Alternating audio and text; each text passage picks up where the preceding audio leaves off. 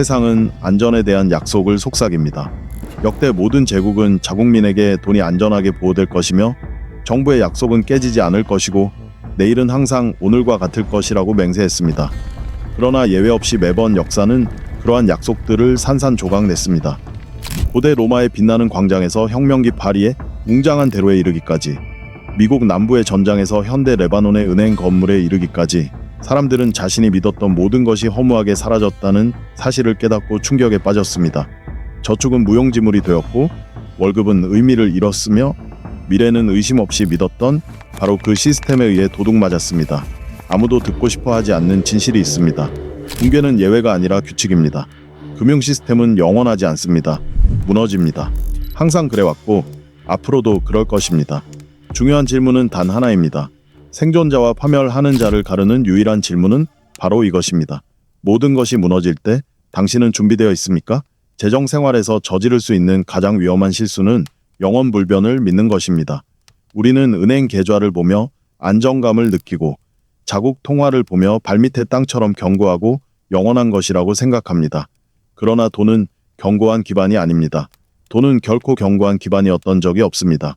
돈은 신뢰일 뿐입니다. 그리고 역사가 거듭 보여주듯이 신뢰는 하룻밤 사이에 사라질 수 있습니다. 그렇기 때문에 역사는 잔혹합니다. 그리고 그렇기 때문에 역사는 유용합니다. 모든 붕괴는 흔적을 남깁니다. 너무 많이 믿었던 사람들의 고통 속에 새겨진 교훈들, 수세기와 대륙을 넘나들며 반복되는 패턴들, 폭풍이 닥쳤을 때 무엇이 재산을 보호하고 무엇이 허무하게 사라지는지에 대한 경고들. 만약 당신이 주의 깊게 살펴본다면, 역사가 당신에게 말하려는 것을 진정으로 이해한다면 당신의 심장을 뒤흔들 만한 무언가를 발견하게 될 것입니다. 이러한 재난에서 살아남은 사람들은 가장 깊이 믿었던 사람들이 아니었습니다. 그들은 가장 먼저 의심했던 사람들이었습니다. 1000년도 더 전의 비잔틴 제국으로 돌아가 봅시다.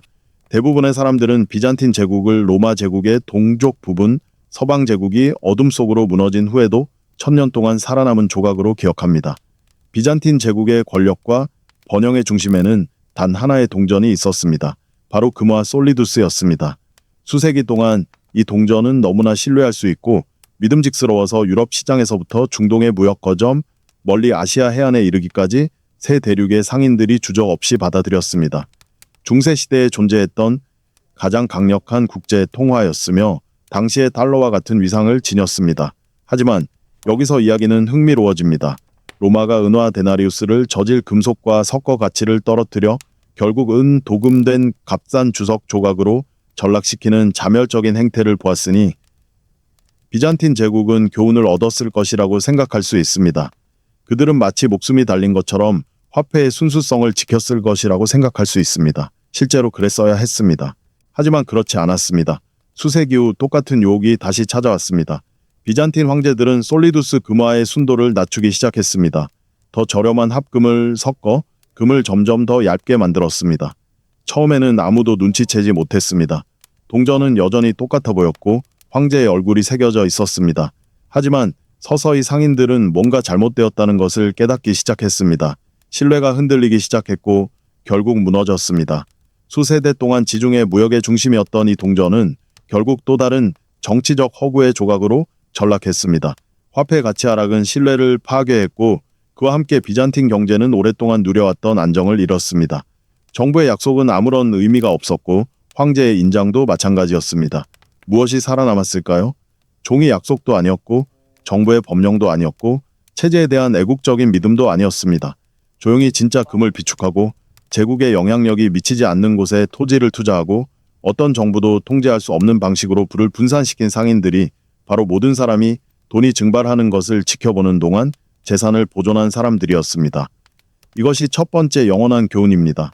정부는 화폐 가치를 떨어뜨리려는 유혹을 이겨낼 수 없습니다. 과거에도 그랬고 앞으로도 그럴 것입니다. 그리고 정부가 그렇게 할 때 진정한 가치는 위조할 수 없고 찍어낼 수 없고 약속만으로 만들어낼 수 없는 자산으로 이동합니다. 하지만 모든 붕괴가 통치자들이 화폐를 조작하는 데서 비롯되는 것은 아닙니다. 때로는 예상치 못한 곳에서 발생하는 충격, 아무도 예상하지 못한 재앙에서 비롯되기도 합니다. 14세기 중반, 유럽은 역사상 가장 파괴적인 전염병인 흑사병에 휩싸였습니다. 1347년부터 1351년 사이에 유럽 인구의 3분의 1에서 절반가량이 사망했습니다. 도시 전체가 텅 비었고 마을들은 지도에서 사라졌습니다. 무역로는 끊겼고 사람들이 알던 세상은 끝났습니다. 하지만 흑사병으로 인한 경제적 영향은 단순한 재앙 이상의 복잡한 양상을 보였습니다. 노동력의 절반이 하룻밤 사이에 사라지자 이상한 일이 벌어졌습니다. 노동력이 귀해진 것입니다.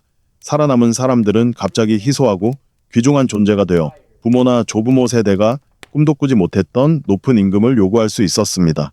소수의 사람들이 소유했던 식량과 토지는 살아남은 사람들의 수에 비해 상대적으로 풍족해졌습니다. 현금이나 재산, 심지어 일할 능력이라도 있는 가족들은 이전에는 상상할 수 없었던 영향력을 갖게 되었습니다. 한때 엄청난 가격이었던 땅은 이전 가격의 일부만으로도 살 수 있게 되었습니다. 집들은 버려졌고 밭은 경작되지 않은 채 누구든 차지할 사람을 기다리고 있었습니다. 살아남은 사람들은 구매자 우위 시장에 놓였습니다. 이러한 상황이 낯설지 않게 느껴진다면 당연합니다. 코로나19 팬데믹 기간 동안 우리는 이러한 패턴의 현대판을 목격했습니다. 공급망이 붕괴되고 정부는 경제 시스템이 완전히 마비되는 것을 막기 위해 수조 달러를 쏟아부었습니다. 그리고 유동성을 가진 사람들은 자산을 사들이는 반면 하루 벌어 하루 사는 사람들은 점점 더 뒤처지면서 엄청난 불평등이 심화되었습니다. 미국에서는 주택 가격이 사상 최고치를 기록했습니다. 주식시장은 거의 즉시 회복되었지만 수백만 명의 평범한 사람들은 임대료를 내고 식탁에 음식을 올리기 위해 고군분투했습니다. 그 패턴은 명확합니다. 전염병은 불을 재분배합니다. 언제나 그래왔고 앞으로도 그럴 것입니다. 흑사병에서 살아남은 사람들 중 자원을 가진 사람들은 희소성을 이용하여 사회적 지위를 높였습니다. 코로나19에서 살아남은 사람들 중 유동성을 가진 사람들은 다른 사람들이 더 이상 감당할 수 없게 된 부동산, 주식 사업체를 사들였습니다. 이 교훈은 위안이 되지는 않지만 부인할 수 없는 진실입니다. 위기는 여유 자금이 있는 사람들에게는 보상을 주고 그렇지 않은 사람들에게는 고통을 안겨줍니다. 전염병은 외부 충격이 얼마나 빠르게 경제 전체를 뒤흔들 수 있는지 보여주지만 르네상스 시대 피렌체의 은행 붕괴는 그만큼 중요한 또 다른 교훈을 줍니다. 너무 커서 망할 것 같지 않던 기관들도 도미노처럼 무너질 수 있다는 것입니다. 1340년대 피렌체는 유럽의 금융 중심지였으며 바르디 가문과 페루치 가문처럼 강력한 은행 가문들이 자리 잡고 있었습니다.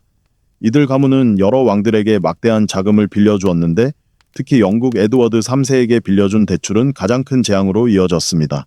에드워드 3세는 프랑스와의 전쟁 중에 막대한 대출금을 갚지 못했고 결국 은행들이 파산했습니다. 예금자들은 재산을 잃었고 무역은 마비되었습니다. 한때 유럽에서 가장 부유하고 강력했던 도시 피렌체는 경제적 혼란에 빠졌습니다. 도시의 막강한 은행 가문들을 믿었던 일반 시민들은 규모가 크다고 안전한 것도 아니고 명성이 있다고 보호받는 것도 아니라는 사실을 깨달았습니다. 사람들은 무엇을 배웠을까요? 너무 커서 망할 수 없다 하는 말은 금융의 역사만큼이나 오래된 거짓말이라는 것을 말입니다. 금융기관은 이윤을 추구하기 위해 존재할 뿐 당신의 생존을 보장해주지 않습니다. 그리고 그들이 무너질 때 당신의 저축도 함께 사라질 것입니다. 이 교훈은 매 세기마다 반복됩니다. 피렌체의 금융위기부터 2008년 리먼 브라더스 사태, 그리고 2019년 레바논 은행들이 계좌를 동결시킨 사건까지 말입니다. 살아남는 자는 금융기관의 약속이 언제든 깨질 수 있다는 사실을 깨닫는 사람들입니다. 미국 남북전쟁은 전투, 정치 그리고 노예제 폐지로 기억됩니다. 하지만 화약 연기와 연설 뒤에는 오늘날 대부분의 미국인들이 제대로 이해하지 못하는 잔혹한 금융전쟁이 있었습니다.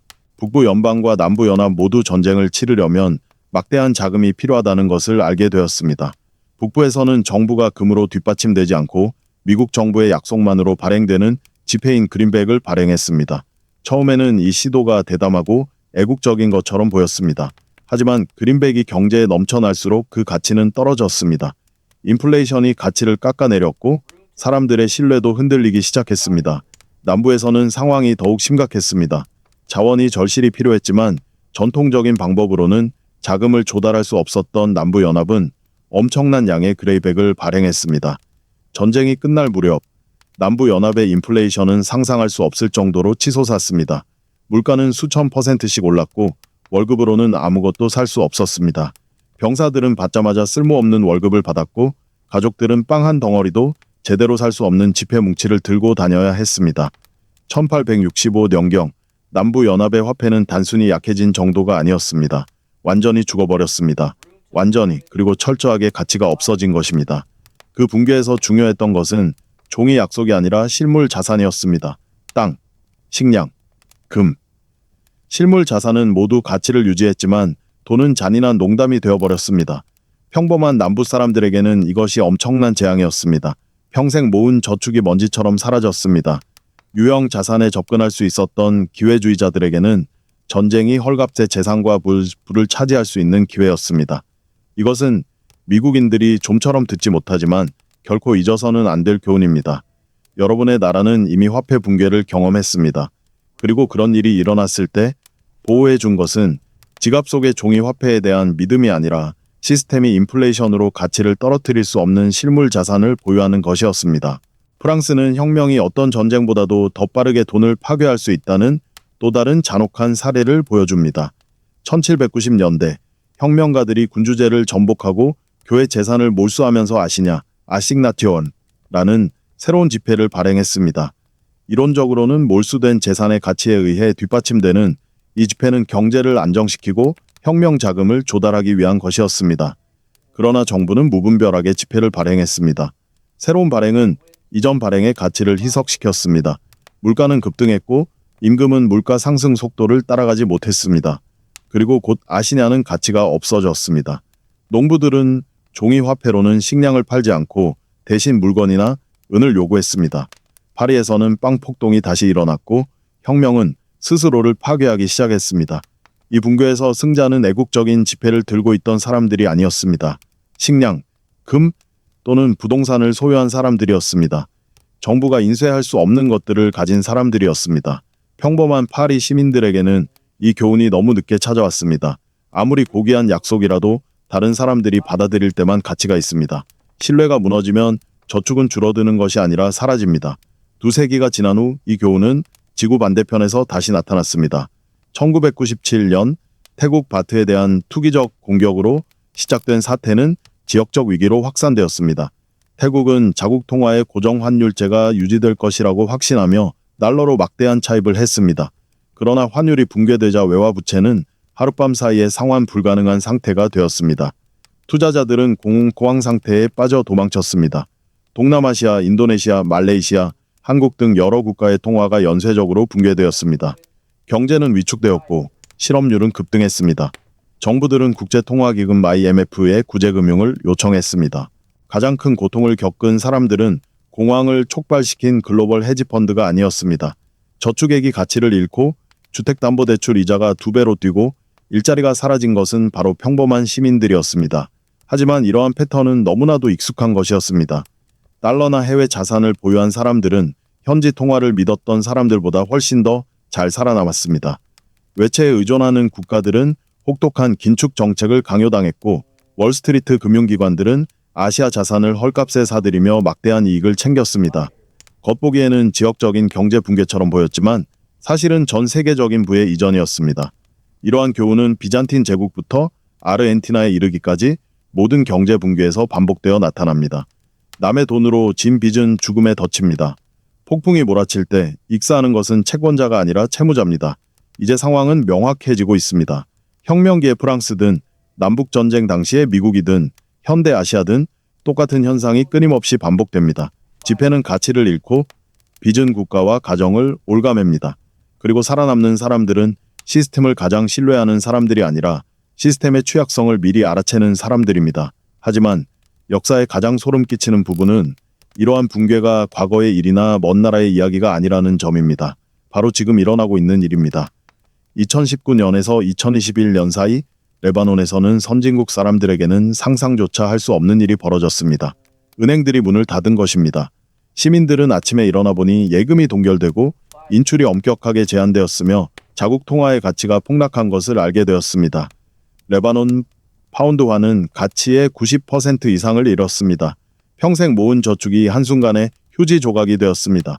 사람들은 은행 앞에 줄을 서서 자신의 돈을 돌려달라고 애원했지만 이미 사라졌다는 대답만 들었습니다. 피해자는 소액 예금자들만이 아니었습니다. 중산층 가정, 은퇴자 의사, 엔지니어 등 시스템을 믿었던 모든 사람들이 파산했습니다. 이 교훈은 잔혹하고 명확합니다. 은행에 있는 당신의 돈은 보물 상자가 아닙니다. 그것은 위기 상황에서 당신에게 갚지 않기로 결정할 수 있는 기관에 빌려준 돈일 뿐입니다. 가장 잘 살아남은 사람들은 해외에 자산을 분산 투자했거나 금이나 부동산과 같은 실물 자산을 보유했거나 은행 시스템 밖에 현금을 보관했던 사람들이었습니다. 다른 사람들은 모두 꼼짝없이 갇혔습니다. 이것이 먼 이야기처럼 들린다면 그렇지 않다는 것을 알아야 합니다. 2008년 미국인들은 집을 압류당하고 연금이 삭감되는 것을 지켜보았지만 위기를 초래한 은행들은 구제금융을 받았습니다. 2020년 팬데믹 기간 동안에는 경제 시스템을 유지하기 위해 수조 달러가 인쇄되었는데 이는 부유층의 자산 가격을 부풀리는 동시에 일반인들의 임금은 정체시키는 결과를 낳았습니다. 2023년에는 예금자들이 신뢰를 잃으면서 미국의 지역 은행들이 거의 하룻밤 사이에 무너졌고 너무 커서 망할 수 없는 은행의 안전성은 문이 닫히는 날까지 우리가 스스로에게 들려주는 동화일 뿐이라는 것을 모두에게 상기시켜 주었습니다. 그렇다면 모든 것이 무너질 때 어떻게 자신을 보호할 수 있을까요? 역사는 단 하나의 정답이나 모든 위기에 통하는 마법 같은 해결책은 없다는 것을 보여줍니다. 비잔티움 시대에는 금이었습니다. 흑사병 이후에는 버려진 땅을 살 수 있는 유동성이었습니다. 피렌체에서는 너무 커서 망할 수 없는 은행가들을 믿지 않는 것이었습니다. 남부 연합에서는 실물 자산이었습니다. 프랑스에서는 식량과 부동산이었습니다. 아시아에서는 다른 나라 통화로 된 부채를 피하는 것이었습니다. 레바논에서는 은행이 문을 닫기 전에 돈을 인출하는 것이었습니다. 패턴은 바뀌지만 핵심은 변하지 않습니다. 생존은 종이나 제도에 대한 맹목적인 신뢰에서 오는 것이 아니라 환상이 무너질 때 진정한 가치를 지닌 것이 무엇인지 인식하는 데서 옵니다. 그리고 여기서 여러분을 깨우쳐야 할 역설이 있습니다. 붕괴는 비극이자 기회입니다. 준비되지 않은 사람들에게는 파멸이지만 회복력, 유동성 또는 인플레이션으로 가치가 떨어지지 않는 자산을 가진 사람들에게는 이전 가격의 일부만으로 부를 축적할 수 있는 기회입니다. 흑사병 이후 농민들은 땅이 너무 많고 경작할 사람이 부족했기 때문에 토지 소유자가 되었습니다. 2008년 이후에는 현금을 가진 사람들이 수백만 명이 집을 잃는 동안 집을 사들였습니다. 역사는 보호가 단순히 방어에만 관한 것이 아니라는 것을 보여줍니다. 그것은 또한 압박 속에서 다른 사람들이 포기할 수밖에 없는 것을 차지할 수 있도록 자신을 준비하는 것에 관한 것입니다. 그러나 부는 소유한 것만이 아닙니다. 그것은 또한 무엇을 할 수 있는지에 관한 것입니다. 역사의 생존자들은 금이나 부동산을 가진 사람들만이 아니었습니다. 그들은 다른 사람들이 할 수 없을 때 가치를 창출할 수 있었던 사람들이었습니다. 빵을 계속 공급할 수 있는 제빵사, 도구를 수리할 수 있는 장인, 공동체를 먹여 살릴 수 있는 농부, 국경을 넘어 물건을 운송할 수 있는 상인. 이들은 단순히 위기를 견뎌낸 사람들이 아니었습니다. 위기 속에서 오히려 번성한 사람들이었습니다. 모든 위기에서 돈은 가치를 잃지만 생산은 결코 그렇지 않습니다. 사람들은 여전히 먹고 짓고 거래하고 살아가야 합니다. 그리고 이러한 필요를 충족시킬 수 있는 사람들은 결코 오랫동안 가난하지 않습니다. 이것이 진정한 안전망입니다.